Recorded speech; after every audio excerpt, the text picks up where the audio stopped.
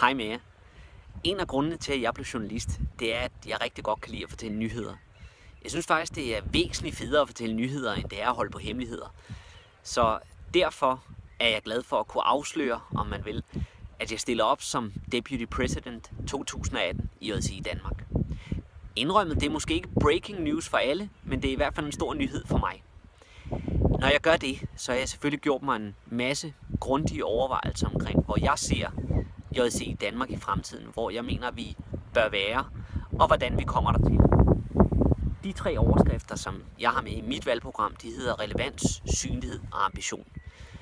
Med relevans, der tænker jeg især på vores medlemmer. JCI Danmark er nødt til at være relevante for sine medlemmer, for JCI Danmark er til for sine medlemmer. Uanset om man har været med i 5 måneder eller 5 år, så skal der være de muligheder i JCI Danmark, der sikrer, at man udvikler sig og skærper kompetencerne. Men vi er også nødt til at være relevante over for det omkringliggende samfund, for det er sådan, vi får bragt samarbejdspartnere ind, som er med til at flytte vores organisation og er med til at positionere os i det danske samfund. Det kræver også synlighed, og det kommer jeg til her med min anden overskrift, som er synlighed. For i dag er det jo sådan, at man kan fylde 18 år og holde en god 18-års fødselsdag, og så kan man leve fint indtil man er 40 år gammel, uden nogensinde at have hørt om JCI Danmark. Det må og skal vi have lavet om på. Vi er nødt til at have en skarpere profil, for en forudsætning for, at man bliver medlem af JCI Danmark, det er, at man har hørt om os. Men vi er også nødt til at blive mere synlige over for hinanden indad til i organisationen. Vi er nødt til at dele vores gode erfaringer og inspirere hinanden. Og det kræver nogle platforme, hvor vi kan dele de gode historier ude fra afdelingerne med hinanden. Sidst men ikke mindst, så har jeg valgt overskriften ambition.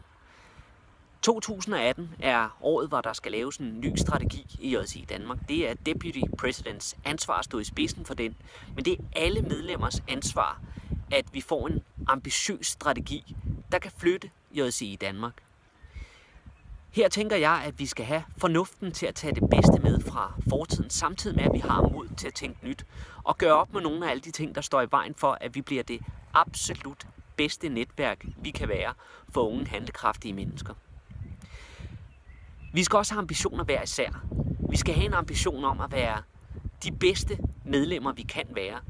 Og det betyder ikke, at vi er en nulfejlskultur. Nej, hvis man handler, så begår man også nogle fejl. Men vi skal have en ambition om at være professionelle, at vi altid yder det bedste, vi overhovedet kan.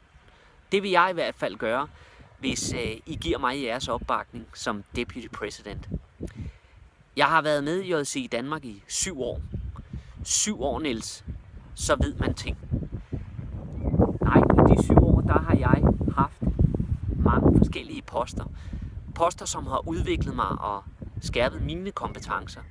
Og givet mig troen på, at jeg kan være med til at flytte den her organisation. Og det er derfor, at jeg stiller op som Deputy President 2018.